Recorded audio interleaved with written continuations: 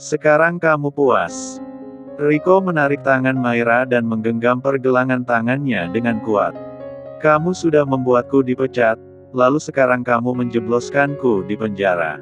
Kamu pikir apa yang sudah kamu lakukan? Ardana yang melepaskan tangan Maira dalam genggaman tangan Riko. Memberikan atensinya pada lelaki itu dengan dingin. Jangan mengganggu Maira atau saya tidak akan segan membuatmu membusuk di penjara. Kenapa kamu nggak bilang kalau ada kejadian sebesar ini, Mai? Fanya datang ke rumah Maira tanpa memedulikan ada orang lain ada di sana. Saat dia menoleh ada seorang lelaki yang duduk dengan tenang di depannya. Sorry, Mai. Gue khawatir sama lo sampai nggak lihat sekeliling. Maaf, Pak. Bukan masalah. Ardana menjawab dengan ringan. Fanya tersenyum kecil sebelum memberikan atensinya pada Maira kembali. Lo nggak apa-apa? Tanya Fanya penuh dengan perhatian. Kalau bukan Bibi yang kasih tahu gue nggak bakal tahu kalau lo kena musibah. Kenapa nggak bilang sama gue? Mai. Kini giliran Tino yang masuk tergesa-gesa ke dalam rumah dan mendapati sudah ada 3 orang di ruang tamu. Oh, maaf, katanya.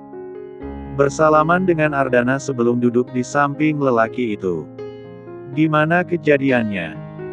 Maira tidak ingin menutupi apapun dari kedua sahabatnya sehingga dia segera mengatakan tentang kejadian semalam. Yang diincar gue, tapi yang dirugikan Pak Ardana. Maira menunjuk Ardana dengan telapak tangannya. Karena itulah Pak Ardana yang mengurus semuanya. Gue masih nggak paham kenapa dia jadi playing victim seperti itu. Nuduh lo yang selingkuh padahal dia sendiri yang brengsek. Fanya berapi-api. Dia benar-benar laki-laki tidak berguna. Dia pantas membusuk di penjara. Lo beneran harus hati-hati, Mai. Kali ini Tino yang bersuara. Riko memang sekarang ada di penjara, tapi masih ada Selin dan keluarganya yang akan terus membuat masalah buat lo. Karena saya sudah terlibat, maka kalian tidak perlu khawatir.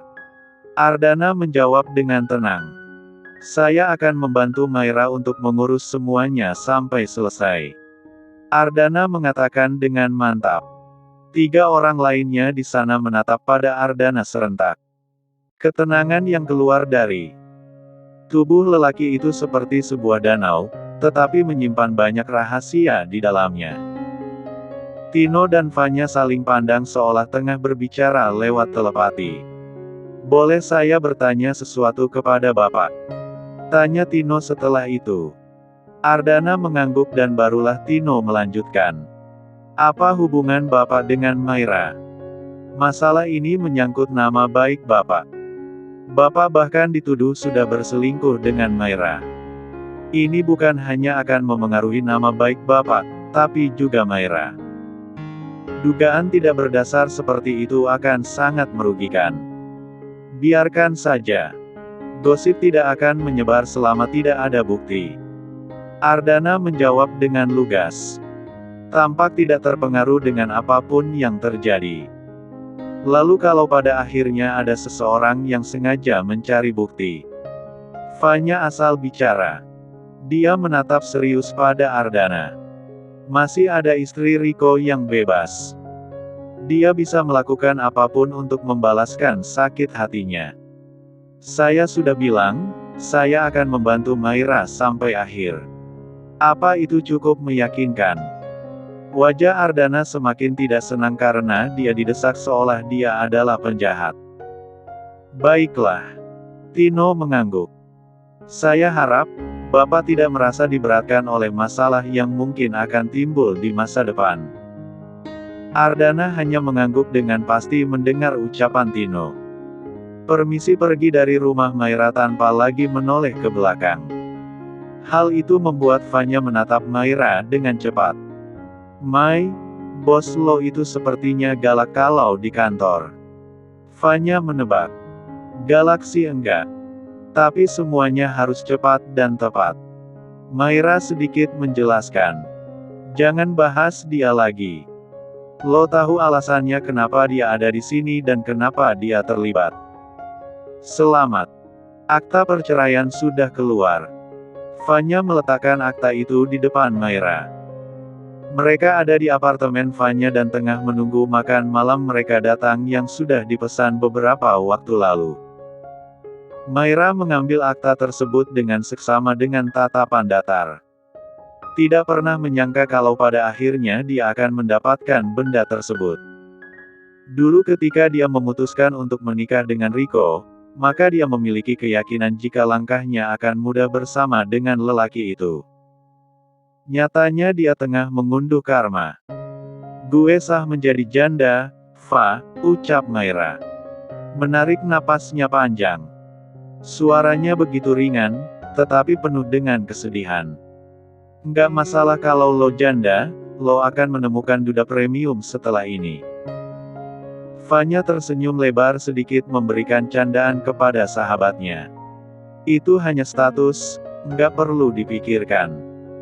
Gue nggak akan cepat-cepat nikah lagi, Fa. Kegagalan yang dirasakan oleh Maira adalah sebuah hal yang memalukan untuk dirinya sendiri. Lo nggak mau kembali? Tanya Fanya kepada Maira. Kali ini perempuan itu terlihat serius. Kembali ke. Suara bel membuat Fanya menarik napas panjang. Itu pasti makanan kita. Gue ambil dulu. Fanya beranjak dan segera membuka pintu unit apartemennya. Mengambil makanan pesanannya, lalu duduk di samping Maira lagi. Kita sambil makan, katanya. Membuka banyak bungkusan yang baru saja datang itu, lalu mulai makan dengan lahap. Untuk sesaat hanya ada keheningan yang tercipta di antara mereka. Menikmati makan malam mereka tanpa ada pembahasan apapun. Duduk bersandar di sofa karena kekenyangan, dua perempuan itu seperti dua ekor kucing pemalas. Mai. Fanya membuka suara lebih dulu. Gue akan nerusin obrolan tadi. Perempuan itu menaikkan kakinya di atas sofa sambil mengarahkan tatapan pada Maira. Gue tahu hubungan lo sama mereka nggak baik selama beberapa tahun terakhir ini karena keputusan lo. Sekarang sudah terjadi seperti ini dan gue rasa mereka memang benar. Firasat mereka ternyata nggak salah. Lo nggak mau datang dan meminta maaf lebih dulu. Gue mau. Maira mengangguk. Tapi gue udah mutusin untuk menderita sendiri dan gak mau melibatkan orang yang gak bersalah. Berkali-kali dia memikirkan hal ini dan ada satu keputusan yang diambil. Dia mengakui kesalahan yang pernah dilakukan di masa lalu, tetapi dia tak ingin dianggap lemah oleh keluarganya karena datang di saat dia mengalami kesulitan. Keputusannya, lo akan tetap berada di posisi lo sekarang dan gak mau kembali ke rumah. Maira mengangguk dengan yakin. Gue akan tetap menjalani kehidupan gue seperti biasa. Kerja keras dan memperkaya diri. Maira kali ini tersenyum. Perceraian bukan akhir dari segalanya. Jadi, gue nggak perlu berkecil hati. Fanya hanya mengangguk dan tidak lagi membicarakan tentang masalah itu. Maira memutuskan pergi setelahnya. Segala beban berat yang terjadi beberapa bulan ini terasa membebani dirinya. Maira sebenarnya membutuhkan waktu untuk rehat sebentar, melakukan liburan atau semacamnya, tetapi dia memilih untuk tidak melakukannya dan fokus untuk bekerja. Hari-hari selanjutnya, Maira bekerja seperti biasa. Menekankan pada dirinya sendiri jika statusnya tidak akan memengaruhinya. Semakin menghabiskan waktunya di kantor dibandingkan di rumah. Dia seperti mesin yang terus bergerak tanpa bisa berhenti. Maira. Ardana mendekati Maira yang sejak tadi berdiri di balik dinding kaca ruang santai. Mendengar namanya dipanggil, Maira segera menoleh dan mendapati bosnya sudah ada di sampingnya. Oh, Pak Ardana.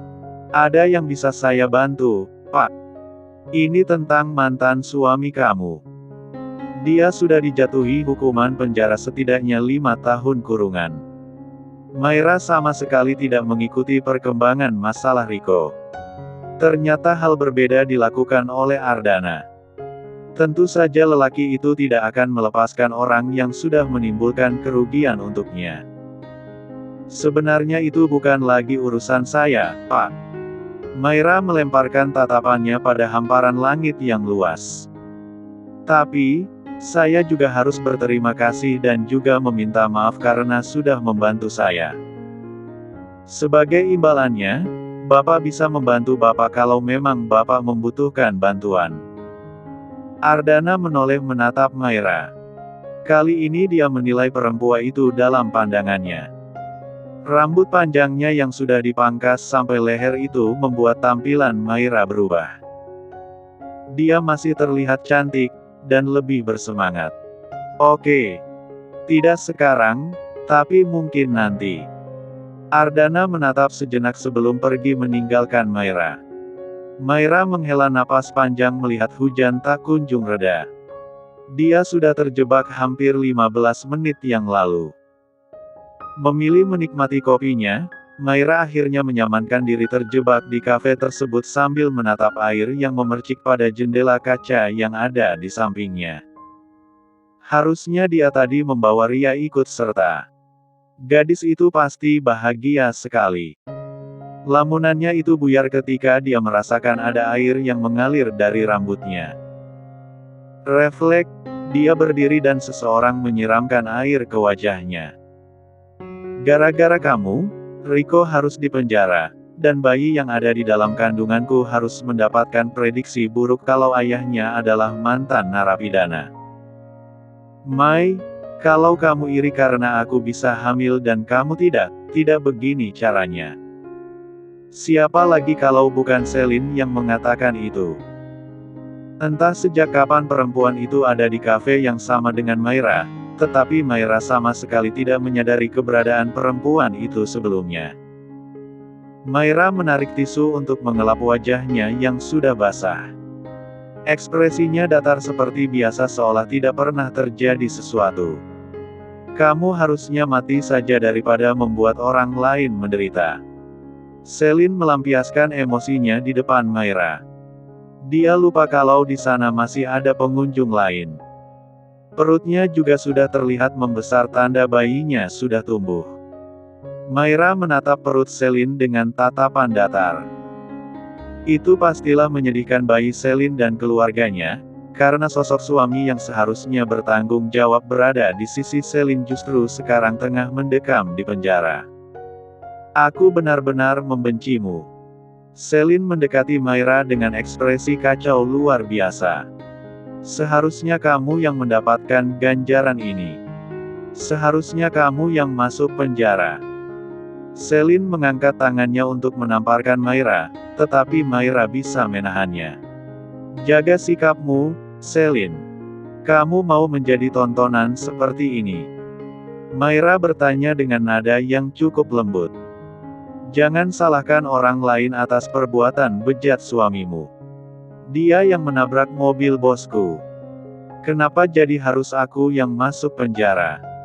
Punya hatilah sedikit. Kenapa lelaki itu harus memenjarakan Riko? Kita bisa membicarakan secara kekeluargaan. Kami akan menanggung biaya perbaikan mobilnya. Lalu bagaimana kalau bosku yang terluka dan sampai mengancam nyawanya? Aku tahu, sebenarnya Riko menargetkanku. Sayangnya, boskulah yang menjadi sasaran. Dan lagi, membicarakan secara kekeluargaan. Kamu pasti sudah frustasi sampai mengatakan hal seperti itu padaku. Sejak kapan kalian bisa diajak bicara secara kekeluargaan? Kalau kamu tidak membuat masalah, Riko tidak akan melakukan semua ini. Kami dipecat dari kantor dan membuat kami harus menjadi pengangguran. Semua itu gara-gara kamu. Seharusnya kamu bertanggung jawab atas semua itu. Selin kali ini mengeluarkan bulir bening dari netranya. Anak ini tidak bersalah. Dia tidak pantas mendapatkan semua ini. Maira tidak merasa kasihan sama sekali kepada perempuan itu. Segala yang dialaminya selama ini jauh lebih berat dari apa yang dialami oleh Selin. Meskipun perempuan itu berlutut di kakinya dan meminta maaf, dia bahkan tidak akan memaafkannya. Siapa yang mengambil suami orang? Aku atau kamu? Tanya Maira setelah itu. Siapa yang berselingkuh dengan suami orang? Aku atau kamu? Melihat keterdiaman Selin membuat Maira tersenyum sinis. Kalau kamu tidak tahan dengan panasnya api, lebih baik jangan memainkannya. Sangat menyakitkan kalau kamu terbakar. Selin mundur ketika Maira terus mendekatinya.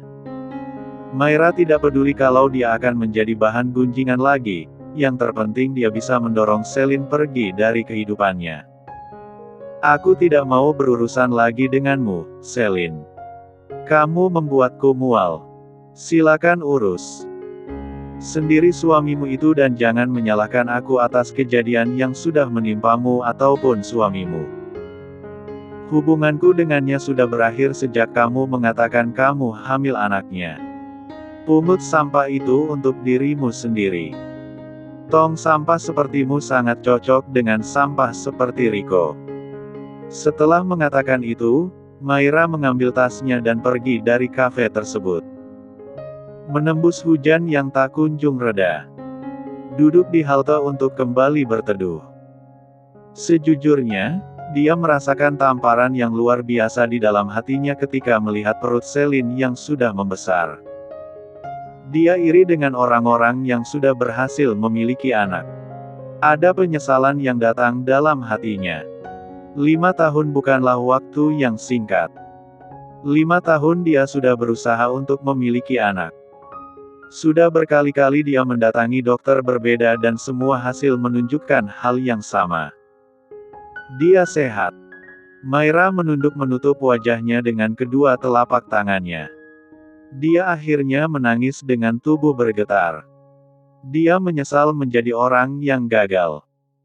Untuk apa kamu menangisi orang yang sudah kamu bela mati-matian selama ini sampai pergi meninggalkan rumah?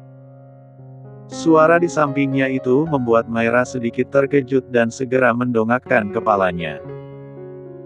Menoleh ke arah kanannya, jantung Maira bertalu begitu keras melihat wajah lelaki yang sudah tidak pernah dilihatnya lagi selama beberapa tahun terakhir ini. Ah! Bang!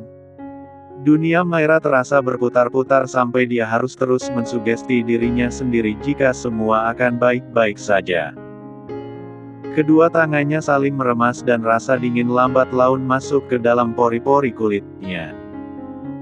Di saat titik terendahnya, Maira harus bertemu dengan orang yang pernah menyumpahinya, jika dia tak akan pernah bahagia.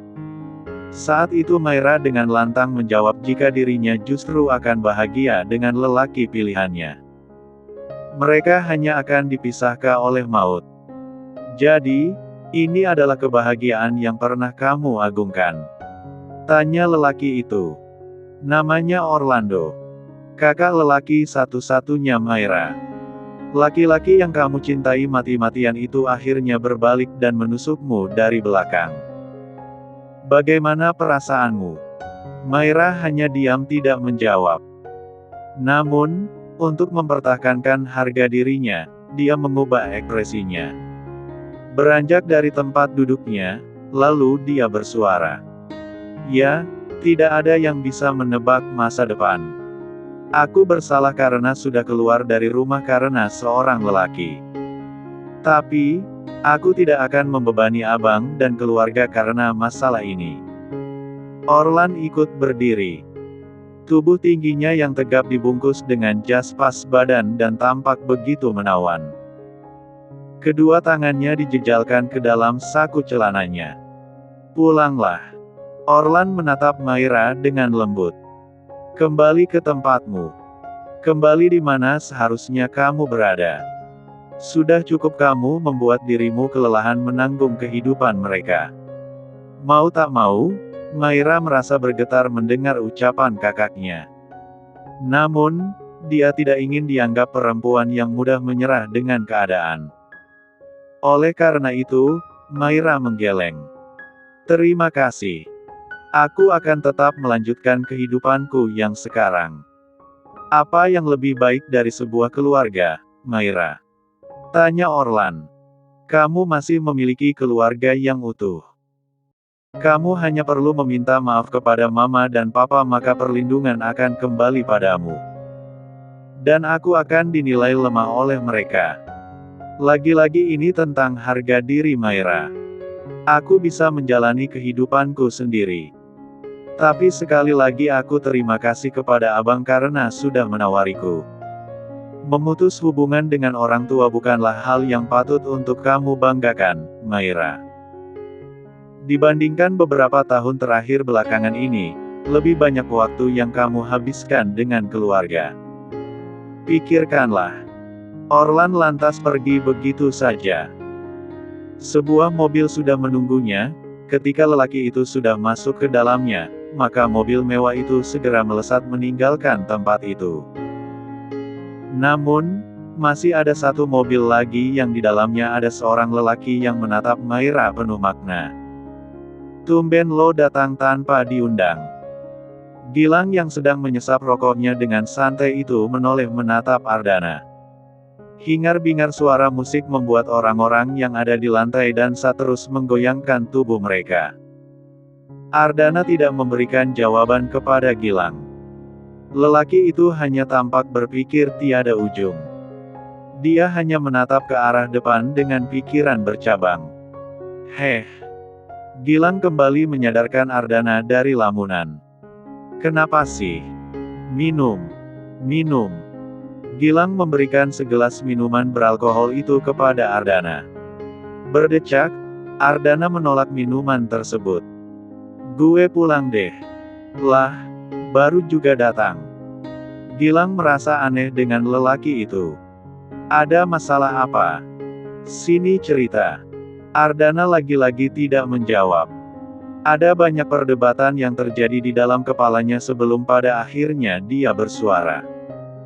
Lo tahu kalau Maira dekat dengan siapa? Hening sejenak. Gilang yang tadinya hanya diam itu seketika melebarkan matanya. Lo tanya tentang Maira. Kenapa tiba-tiba? Jangan-jangan.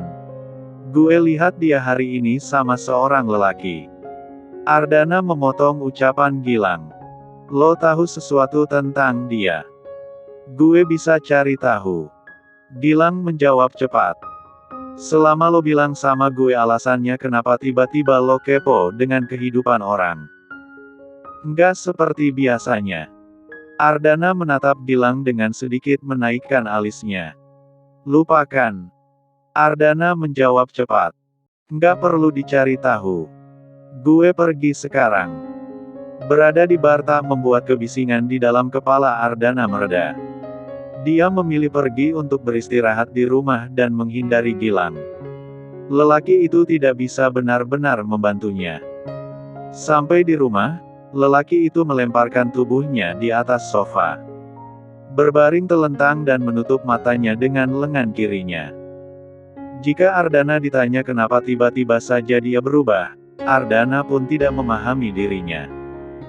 Seharusnya Maira seperti perempuan-perempuan kebanyakan. Tidak ada yang spesial dari perempuan itu. Namun, entah kenapa justru ada yang sedikit berbeda dari sosok itu.